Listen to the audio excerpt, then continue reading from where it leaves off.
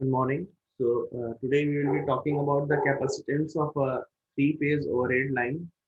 Last class हम लोगों ने capacitance निकाला था single phase two wire system का, ठीक है. Today we'll discuss the capacitance of a three-phase overhead line. Before discussing, हम लोग last class में एक क्लियर कर लेते हैं. ये जो पोटेंशियल का हम लोगों ने निकाला था, यस, ये जो एक्सप्रेशन आया था electric intensity is equal to Q A by two pi X in epsilon naught.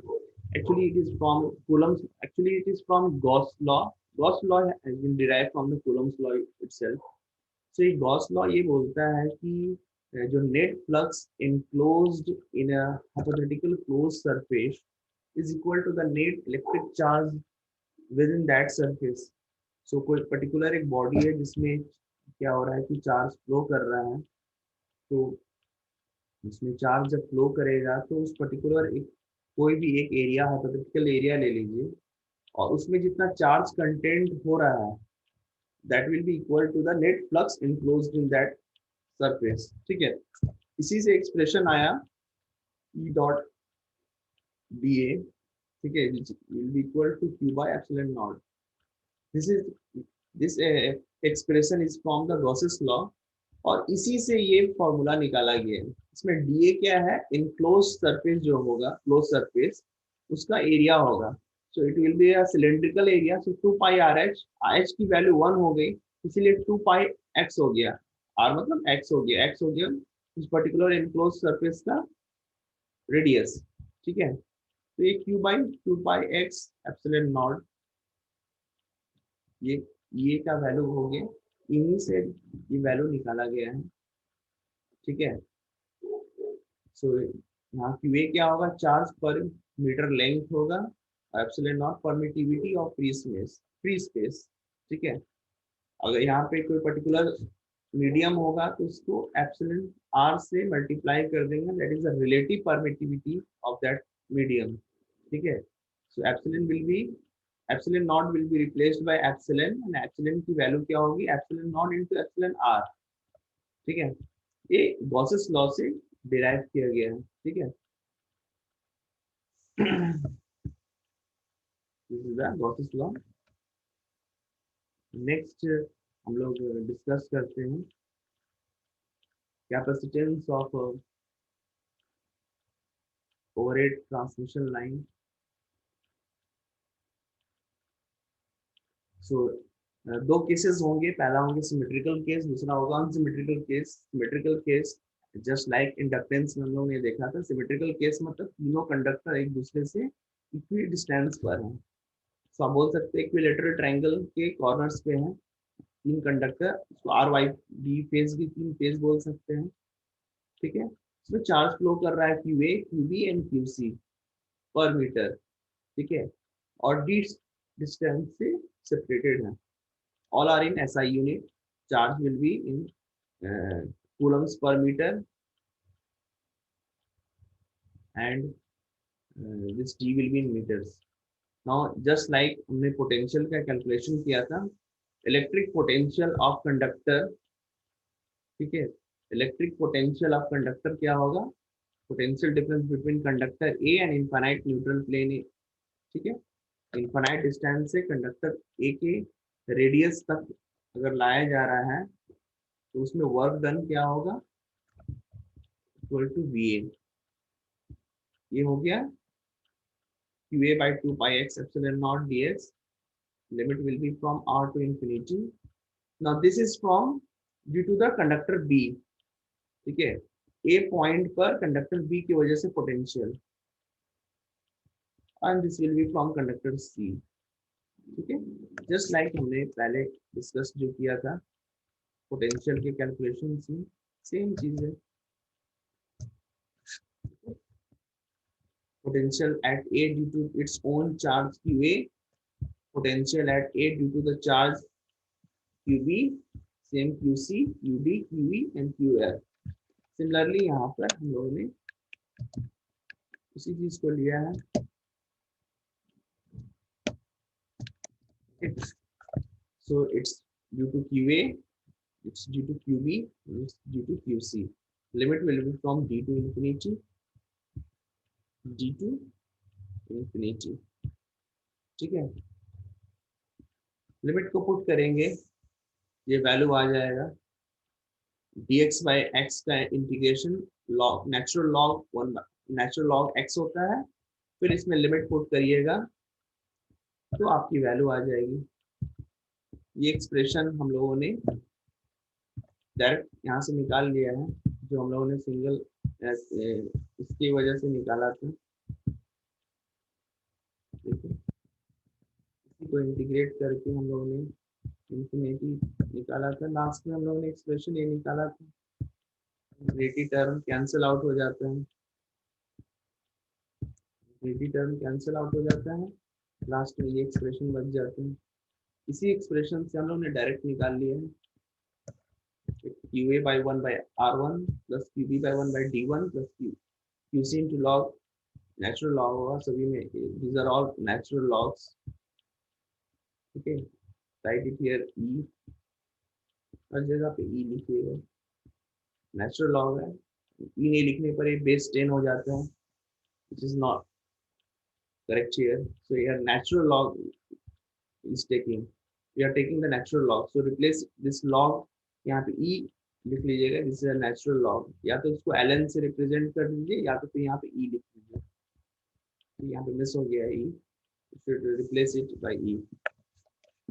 ठीक है, इसी एक्सप्रेशंस को हम लोगों ने यहाँ पर लिखा है। ठीक है, these are the natural log 1 by R, 1 by D, 1 by D। फिर इससे कॉमन QB QC को log natural log 1 by D को कॉमन ले लिए, QB प्लस QC आ गया। इसके बाद 1 by pi epsilon not QA, QB plus QC को माइनस QA लिख सकते हैं, मैं लिख दिए। फिर ये माइनस इधर गया तो D ऊपर आ गया, है ना, ये माइनस इधर आएगा तो D ऊपर चला जाएगा, D ऊपर चला जाएगा तो फिर ये प्लस हो जाएगा, तो ये natural log D by R हो जाएगा। ठीक है, तो ये हो गया इलेक्ट्रिक पोटेंशियल का of A due to all the conductor and itself conductor also। इसको आप ये भी बोल सकते हैं, the potential difference between conductor A and the infinite plane, neutral plane P। infinite से एक यूनिट चार्ज को हम कंडक्टर A के सरफेस तक लाते हैं तो कितना पोटेंशियल डिफरेंस क्रिएट होगा, कितना एनर्जी खर्च होगा, इसी का कैलकुलेशन है ये QA by natural log D by R। अब कैपेसिटेंस निकालना है कंडक्टर का विद रिस्पेक्ट टू न्यूट्रल, है ना, न्यूट्रल के रेस्पेक्ट है, तो न्यूट्रल का पोटेंशियल डिफरेंस, पोटेंशियल क्या है 0, और न्यूट्रल से हम सरफेस ए तक ला रहे हैं तो पोटेंशियल कितना हो गया, ये वैल्यू हुआ। अब इसका कैपेसिटेंस निकाले, इसको an से रिप्रेजेंट भी कर सकते हैं, CAN, it will be QA by VAN। QA का वैल्यू आप पुट कीजिए और फिर VA का वैल्यू पुट कीजिए, सिंप्लीफाई कीजिए, this expression will come 2 pi epsilon naught natural log D by R। Similarly QB CB और सॉरी यहाँ CN होगा, CN को भी निकाल सकते हैं, CN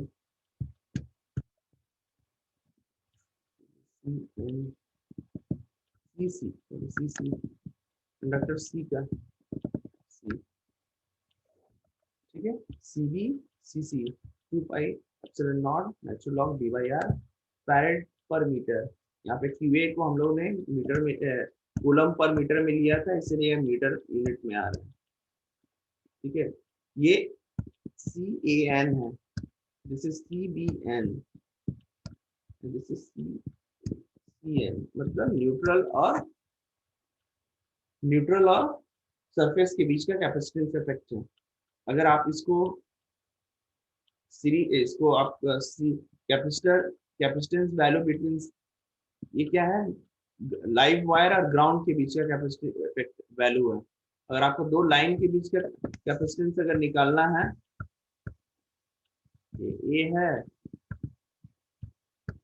ये बी है और ये सी है, ठीक है, ये ग्राउंड है, तो न्यूट्रल ले लेते हैं। तो अभी जो वैल्यू निकला है वो इन दोनों के बीच का निकला है, ठीक है। अगर आपको इन दोनों के बीच का, दो लाइन के बीच का निकालना है, तो आपको इस जगह पे क्या करना होगा, आपको पता है कि ये वैल्यू है, ये एन वैल्यू है और ये बी वैल्यू है। यहाँ पे कैपेसिटिव वैल्यू होगी, यहाँ पे कैपेसिटिव वैल्यू होगी, ठीक है। अगर आपको ए और बी के बीच में कैपेसिटिव वैल्यू निकालना है, इसे तो निकाल लिए हैं आप और इसे निकाल लिए, दोनों सीरीज में है, तो क्या है आपको पता है, दो कैपेसिटर सीरीज में होगा तो उसकी वैल्यू क्या होगी, सी ए बी की वैल्यू क्या हो जाएगी, C A into C B divided by C A, इसको सी ए एन भी लिख सकते हैं,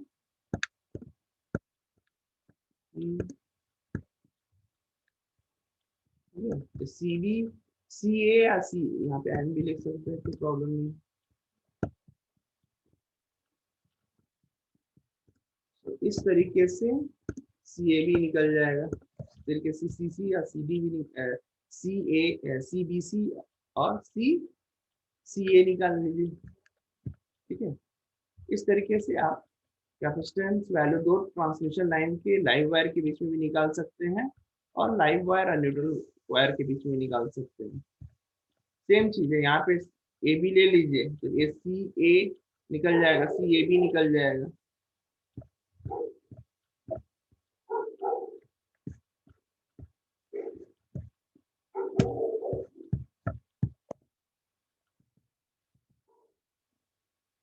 So this is case for a, this is a case of a symmetrical case. Now we will be talking about the unsymmetrical case. So unsymmetrical case के case में कैसे निकाला जाएगा वैल्यू। सिमेट्रिकल हम लोग कोशिश करते हैं बनाना, ट्रांसमिशन लाइन में तीनों वायर को हम लोग कोशिश करते हैं कि वो एक दूसरे से इक्वी डिस्टेंस पे हो, ताकि मेरा सिमेट्रिकल वैल्यूज निकले, डिजाइन करने में आसानी हो। बट समहाउ कभी कभी ऐसा नहीं हो पाता है, ठीक है। इस वजह से हम लोग अनसिमेट्रिकल करते हैं और फिर ट्रांसपोजिंग करते हैं। ट्रांसपोजिंग मैंने आपको पहले भी इंडक्टेंस के केस में बताया था। ट्रांसपोजिंग नहीं करेंगे तो तीनों कंडक्टर में अलग अलग कैपेसिटेंस वैल्यू आ जाएगी, जिसकी वजह से मेरा क्या होगा, लोड इम्बैलेंस होगा। इसी वजह से हम लोग ट्रांसपोजिंग करते हैं ताकि मेरा लोड इम्बैलेंस ना हो, ठीक है। कैपेसिटेंस का तीनों फेज में हम लोग को सेम वैल्यू चाहिए, इसलिए एवरेज वैल्यू ले लेते हैं लास्ट में। तो सेम चीज है, ए फेज को फिर ए फेज को ला, A phase B phase C phase है, पहले ए फेज और बी फेज में d3 डिस्टेंस था, अभी ए फेज और बी फेज में पोजीशन 2 में क्या हो गया, d1 डिस्टेंस हो गया। उसके बाद पोजीशन 3 में ए और बी के बीच में डिस्टेंस d2 हो गया। तो हमेशा ट्रांसपोजिंग कर रहे हैं, इसको ट्रांसपोजिंग बोलते हैं हम लोग। These are the transposing transpose structure, जो क्या करता है कि हमें लोड इम्बैलेंस होने से बचाता है, ठीक है। देखो तीनों ट्रांसमिशन लाइन में अलग अलग कैपेसिटेंस वैल्यू होंगी, तो उसकी वजह से अलग अलग इम्पिडेंस क्रिएट होगा, ठीक है। अलग अलग इम्पिडेंस क्रिएट होने से तीनों ट्रांसमिशन लाइन में अलग अलग करंट फ्लो करेगा। इस वजह से क्या होता है, इम्बैलेंसिंग क्रिएट होगा, ठीक है। इसीलिए हम लोग कोशिश करते हैं कि ट्रांसमिशन लाइन में इम्बैलेंसिंग कम हो। तो कम करने के लिए हम लोग क्या करते हैं, ट्रांसपोजिंग करते हैं। इसलिए हम लोग, मैंने आपको इंडक्टेंस के केस में भी बताया था कि इंडक्टर का जब कैलकुलेशन कर रहे थे तो हम लोग ट्रांसमिशन लाइन में ट्रांसपोजिंग करते थे। चलिए अब हम लोग निकालते हैं अनसिमेट्रिकल के केस में क्या वैल्यू होगी कैपेसिटेंस की। तो 3 फेज लाइन ले लीजिए, तीनों कंडक्टर का रेडियस सेम है और क्यू ए क्यू बी या क्यू सी चार्ज फ्लो कर रहा है, और डिस्टेंस यहाँ पे जैसा दिया हुआ है, बी और सी के बीच में d1, ए और बी के बीच में d3, ए और सी के बीच में D2। आप इसको चेंज भी कर सकते हैं, कोई प्रॉब्लम नहीं है। इसको D1 ले लो, इसको D2 ले लो, इसको D3 ले लो, तो नेमिंग से कोई प्रॉब्लम नहीं होता है, ठीक है। पर हाँ, जो लीजिएगा उस कैलकुलेशन में उसको उसी हिसाब से लेना होगा। तो देखिए, potential difference between conductor A and infinite plane neutral plane at position 1। Position 1 में क्या होगा, देखिए पोजीशन 1 2 3, फिर से कौन सा पोजीशन होगा, 1 आएगा, ये रिपीट होता जाएगा ना, 3 फेज है तो 3 ही पोजीशन होगा, बाकी पोजीशन क्या होंगे, एक दूसरे से सेम होंगे। So position 4 will be equal to position 1 and position 5 will be equal to position 2 and position 6 will be equal to position 3. Likewise, position 7 will be equal to position 1, position 8 will be equal to position 2 and position 9 will be equal to position 3. तो मुझे तीन ही positions को consider करना है क्योंकि ये बार बार repeat हो रहा है, तो इसलिए हम लोग ने क्या किया, पोजीशन 1 पर पोटेंशियल डिफरेंस की वैल्यू निकाल ली है। पोटेंशियल डिफरेंस बिटवीन, पहले एक ही कंडक्टर का हम लोग लेंगे, potential difference between conductor A and infinite neutral plane at position 1। Same concept जो पहले हम लोगों ने यूज किया था, सेम कॉन्सेप्ट है ये। This is the potential due to its own conductor, this is the potential due to conductor B and this is the potential due to conductor C। देखिए B और A के बीच में distance D3 है, ठीक है, इसलिए लिमिट हम लोग D3 से इंफिनिटी लिखेंगे। यहाँ पर QC का A के साथ डिस्टेंस क्या है, D2, और ये तो रेडियस इटसेल्फ है। इसी को सिंप्लीफाई कीजिए, ये आ जाएगी वैल्यू, सिंप्लीफाई करिए, dx by x का नेचुरल लॉग x, ठीक है, qa by 2 pi epsilon not log infinity, same चीज, इंफिनिटी ले लिए कॉमन, तो ये वैल्यू 0 हो गया, तो log infinity 0, 0 into log infinity 0, तो माइनस अंदर ले लिए तो 1 बाई आर, माइनस अंदर ले लिए 1 बाई D3, तो माइनस अंदर ले लिए 1 बाई D2। ये हमारा एक्सप्रेशन निकल गया पोजीशन 1 पे वोल्ट पोटेंशियल का वोल्ट के टर्म्स में, ठीक है। नेक्स्ट हम लोग पोजीशन 2 पे निकालेंगे, सेम कॉन्सेप्ट। अब पोजीशन 2 पे पोटेंशियल निकल गया, पोजीशन 3 पे निकल गया। अब पोजीशन 2 पे देखिए, यहाँ पे ये वैल्यू पुट करने से मैं ध्यान देना है, QB के साथ D3 है, QC के साथ D2 है। ऐसा क्यों, क्योंकि A के साथ देखिए पोजीशन 1 में ए और बी के बीच में D3 है और ए और सी के बीच में D2 है। उसी तरीके से पोजीशन 2 में क्या होगा, ए और सी के बीच में D3 होगा और ए और बी के बीच में D1 होगा। तो देखिए बी के केस में हम लोग D1 लेंगे, सी के केस में हम लोग D3 लेंगे, है ना। उसी तरीके से इसमें क्या होगा, पोजीशन 3 में देखिए ए और बी के बीच में D2 और ए और सी के बीच में D1, तो सी के साथ D1 और बी के साथ D2, ठीक है, सी के साथ D1, सी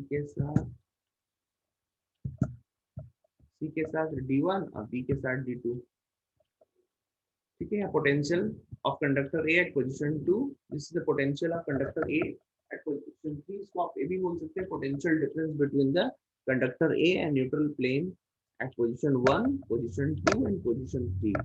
तीनों पोजीशन पे हम लोगों ने पोटेंशियल डिफरेंस निकाल लिया, उसको हम लोग क्या करेंगे, एवरेज कर लेंगे, ठीक है। एवरेज कर लेने का फायदा क्या होगा कि मुझे सिमेट्रिकल चीज, हम लोग अनसिमेट्रिकल को सिमेट्रिकल बना दिए, ठीक है। एवरेज वोल्टेज निकाल लिए, एवरेज वोल्टेज के एक्सप्रेशन देखिए, तीनों को लिख दिए, और इसमें QA को कॉमन ले लिए। अब ये क्या है, प्लस प्लस प्लस अंदर 1 by R into 1 by R into 1 by R, मतलब 1 बाई आर क्यूब। उसी तरीके से QB का ले लीजिए, 1 by D3 into 1 by D1 into 1 by D2। उसी तरीके से QC का भी हो गया। अब ये वैल्यू निकालने के बाद ये चीज कॉमन आ गया, natural log 1 by D1 D2 D3, common ले लिए QB और QC को,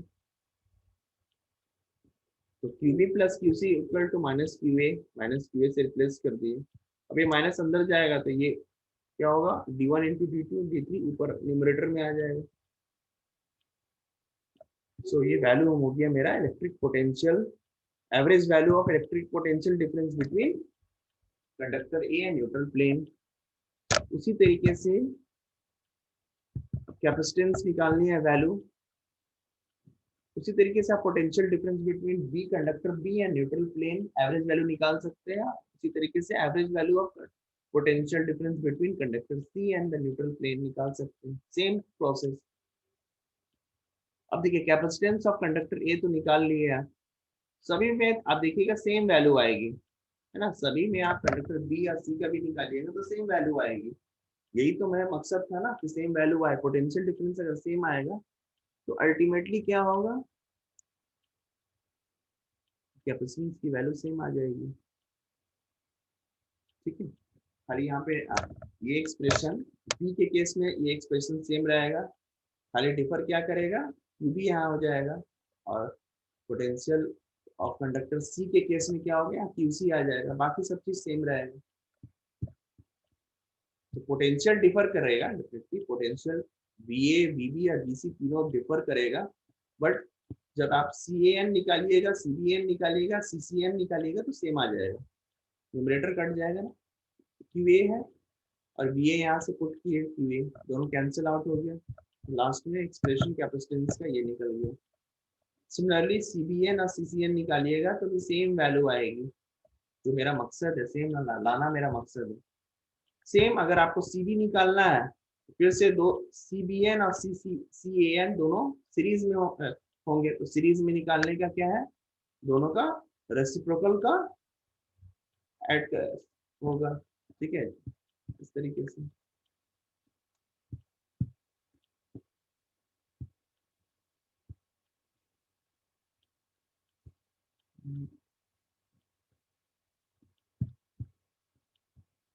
तो सेम चीज सी ए बी, तो मैंने ऊपर में बताया था C A B equal to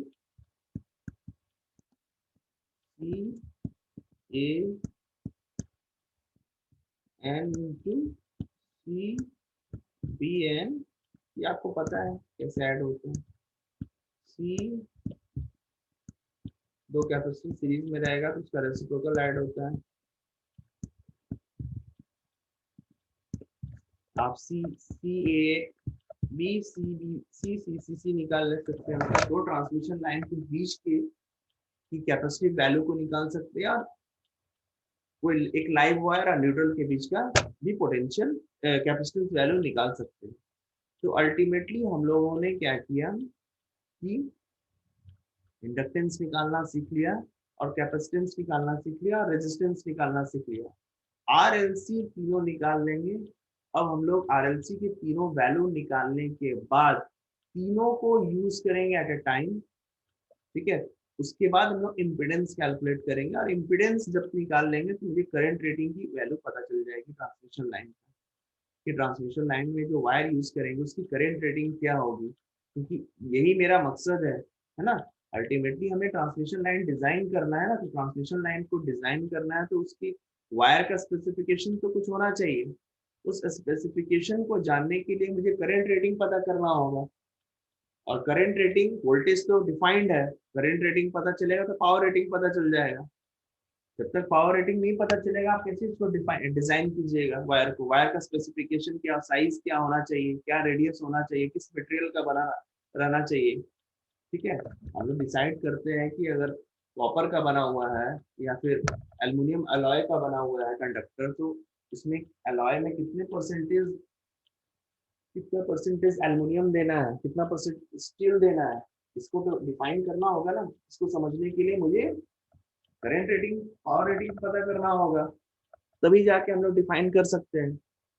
तो ये हमारा हो गया कैलकुलेशन ऑफ कैपेसिटेंस, और इससे पहले हमने कैलकुलेशन ऑफ इंडक्टेंस देख लिया था। ठीक है, नेक्स्ट क्लास में हम लोग न्यूमेरिकल्स को देखेंगे, न्यूमेरिकल्स को इसके बेस पे न्यूमेरिकल्स को देखेंगे कैपेसिटेंस के वैल्यू पे, और उसके बाद फिर हम लोग ट्रांसमिशन लाइन के इम्पीडेंस कैलकुलेशन में जाएंगे, short transmission line, medium transmission line और लॉन्ग ट्रांसमिशन लाइन, उस वहां पर हम लोग एबीसीडी पैरामीटर का हेल्प लेंगे, ठीक है, उसको कैलकुलेट करने के लिए। तो थैंक यू।